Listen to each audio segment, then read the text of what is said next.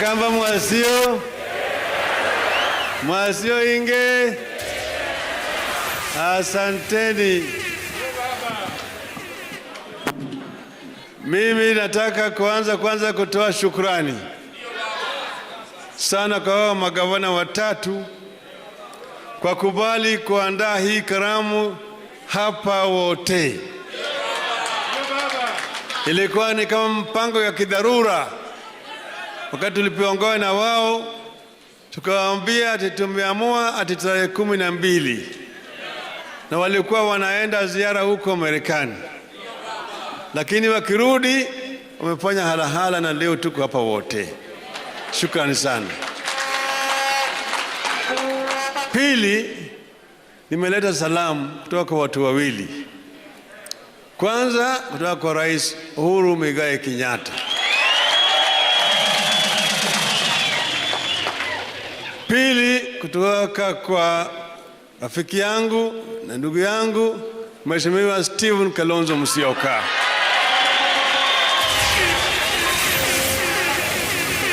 Nimeongea na Kalonzo jana usiku, nikamwambia mimi natamka huko wote, na mimi naenda kujaribu kuuliza Wakamba maoni yao. Akaniambia ukifika peleka salamu zangu. Umepokea? Umepokea? Asanteni sana. Tatu, mimi vile niko na jina ya Kikamba. Juzi nilipokea delegation kutoka, wengine walitoka Kitui, hapa Makueni na Masaku, na wakanipatia mimi jina ya Ngumbao.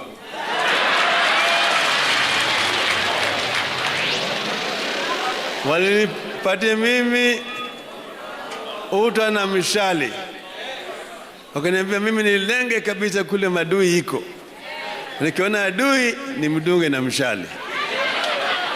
Kwa hiyo jina yangu ni Ngumbao. Sasa mimi kuna furaha kufika hapa kukutana na nyinyi watu wa kabila ya Wakamba. Na Wakamba ni Wakenya. Tena Wakamba wamechangia kabisa kwa maendeleo ya taifa letu. Ukianza kule na Mwindi wa Mbingu ambaye alipigana sana na Wazungu, Paulo Ngei, Ndingi Mwananzeki na George Ndenge, Gigi Ndenge, tulikuwa naye katika Ford. Kusema tu machache, manake yuko wengi sana, J.D. Kali na kadhalika. Hapa kwanza mimi nilifika hapa Ukambani mara ya kwanza nikiwa mtoto mdogo. Nilikuwa na baba yangu, akanileta, manake wakati huo 1961 wale Kapengura 6 walikuwa wamewachiliwa huru, wakaja Kisumu, na baadaye Jaramogi akaalikwa kuja hapa kwa bwana Paul Ngei kule Tala. Hapo ndio mimi nimeona kwanza wale Wakamba wakirukaruka wakicheza ile ngoma ya Wakamba wakati hiyo. Lakini mbele hiyo Ngei alipokuja Kisumu, mkutano ile ambaye Mwalimu Nyerere alikuwa pale, kulikuwa pale na Kenneth Kaunda na Joshua Nkomo na Kamuzu Banda kule Kisumu. Ngei alitetemesha Kisumu, kaongea juu ya mashamba Kisumu. Wakati huo ndio alikuwa amewachiliwa huru mwezi mmoja tu peke yake, na Ngei aliongea kwa kirefu sana juu ya mashamba. Ndio akaja akabatizwa bwana Mashamba. Aliimba pale, mashamba ni haki yetu, mashamba ni haki yetu, mashamba ni haki yetu hapa Kenya. Kwa hiyo mimi nasema Wakamba wamefanya mambo mengi zaidi. Ndio sababu mimi nasema tunataka kuunganisha Kenya iwe kama kitu kimoja. Mimi nimepata kura hapa kwa Wakamba Hata mwaka ile 2007 nilipokuwa natembea na Kalonzo natembea, nilipata kura hapa. Na baadaye tumekaa pamoja na Kalonzo 2013 na 2017 tukapata kura hapa ambayo ilikuwa inanyesha kama mvua Ukambani. Kwa hivyo natoa shukrani sana kwa watu wa Wakamba. Sasa mimi nilisema ati sasa tuko kwa harakati ya ukombozi wa tatu wa Kenya. Ukombozi wa kwanza ilileta uhuru, ya pili ilileta katiba mpya, ya tatu na ya mwisho ni ukombozi ya uchumi katika taifa letu, economic revolution. Na hapa ndio sisi tunaleta vijana wa Kenya wawe kwenye mstari ya mbele. Hiyo ndio sababu tumeleta hii mambo ya azimio la umoja. Kwa sababu gani? Hatuwezi kutekeleza wajibu wetu kama taifa kama tumetengana. Ndio sababu waanzilishi wa taifa letu walikuwa na ndoto.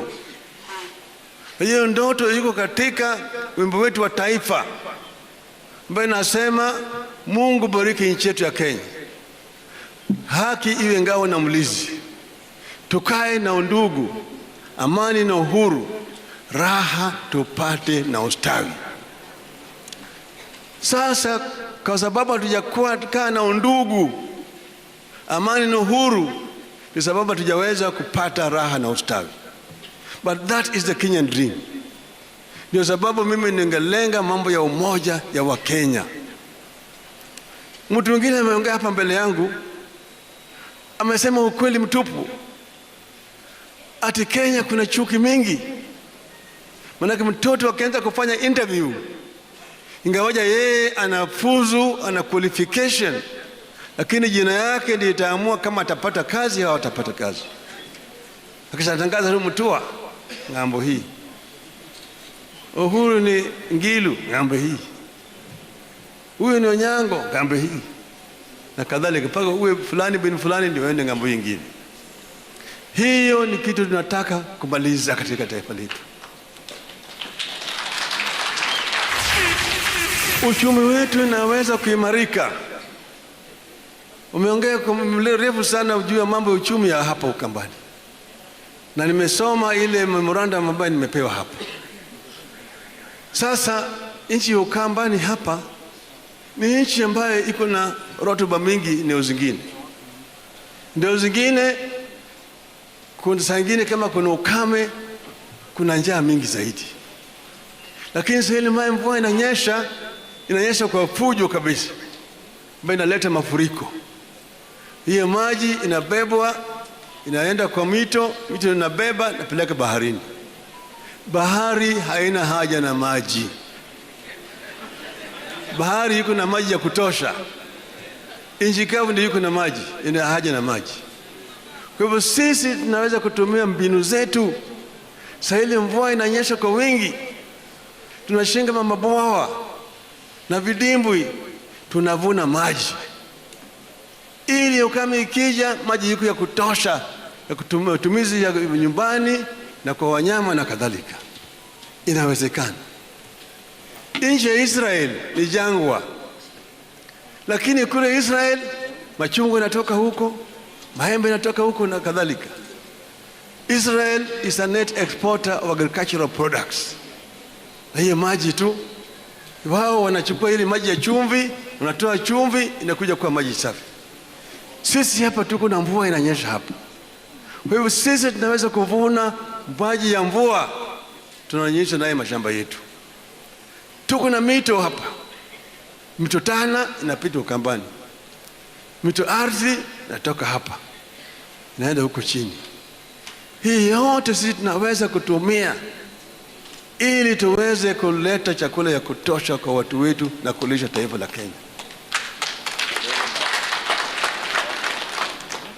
Mambo mengine nimeongea yake ni juu ya mambo ya vijana. Na hii maneno nimeongea mara mingi zaidi. Taifa letu ni taifa changa kulingana na umri ya watu wetu. 70% ya watu wetu wako chini ya miaka 35. Na hawa vijana, inasema the youth bulge. It can either be a blessing or a curse, depending on how you make use of that potential. If you don't empower them, they become drunkards, drug addicts, criminals. They become basically a drag on the society. But if they are properly empowered, given proper education and skills, they become source for wealth creation in our nation. And this is what we must do. We want to make use of this youth resource in our country. Inawezekana. It can be done.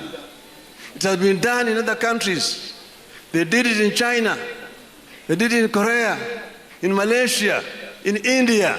It can be done in the Republic of Kenya.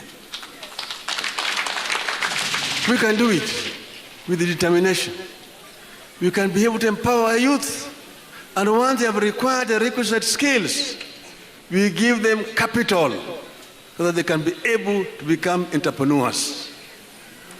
So we must be able to then support these young budding enterprises, micro, medium, and small enterprises. So we need to empower them. And we must give them a source of capital where they can borrow money so that they can be able to start these enterprises. This is a commitment that we want to do in our country.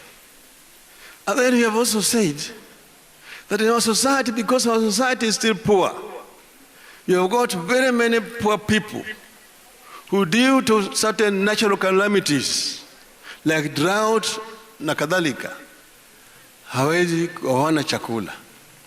Saa ingine serikali naleta ile relief food, peleka mahindi, peleka maragwe, peleka unga na kadhalika. I've said we can do it a different way. This means that we require a social safety net program. And we've said that we want to intend to bring the biggest social security fund in our country, on the continent of Africa. So that any family which does not have anybody with any source of income, or somebody who was earning has lost his job for one reason or the other, these families will get a cash transfer from the government on a monthly basis, 6,000 shillings. Nikasema hivyo, nasema Raila, nasema porojo, nasema pana. Hiyo ni ahadi. Inawezekana. Inawezekana. Where there is a will, there's always a way. And there is a will to ensure that no Kenyan lives in a deplorable condition. No Kenyan sleeps hungry because of lack of food. It's a shame in our society. In the UK, it is called the dole. If you lose your job, you go and register there. And every week, you go for the dole. If you are, for one reason or another, unemployed, the same. And that helps people. It's done also in the United States of America. Is it done in Brazil? It is done in Namibia, in Africa here. So what I'm talking about is not something that is strange, except that there have been no way to do it. We can do it here. Every year, there's still a lot of money. President Uhuru Kenyatta told you 2 billion kila siku, over 700 billion per year. We know where those loopholes are. Me and Charity and Mutua here, Ngoe there, Kivuta, you've been in government. I've been the Prime Minister of the Republic of Kenya. Mimi najua pale kuna mianya pale ambayo wanatoboa. Mtaziba zote.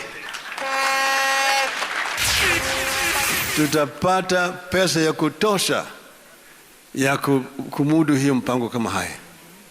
Na tena pesa ya kutosha ya kuleta proper investments. Kenyans do not want the cooked fish. Kenyans want to know how to fish themselves. This is what we want. We want to make all Kenyans fishermen and fisherwomen so that we can walk with pride as a proud people. Wakenya ni watu ambayo wana majivuno. Hata kama mtu anakuja kwako kuomba, anasikia haya. Lakini anaomba tu kwa sababu ni lazima.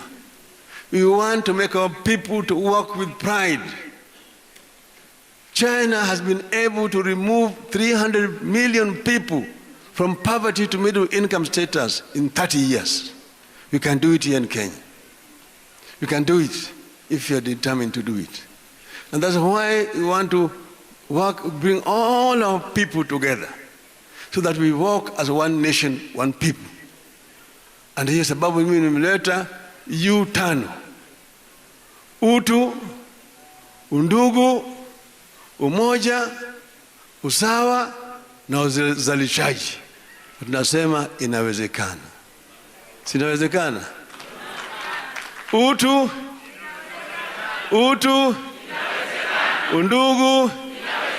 undugu, umoja, usawa, uzalishaji. Hiyo najua tutaweza kama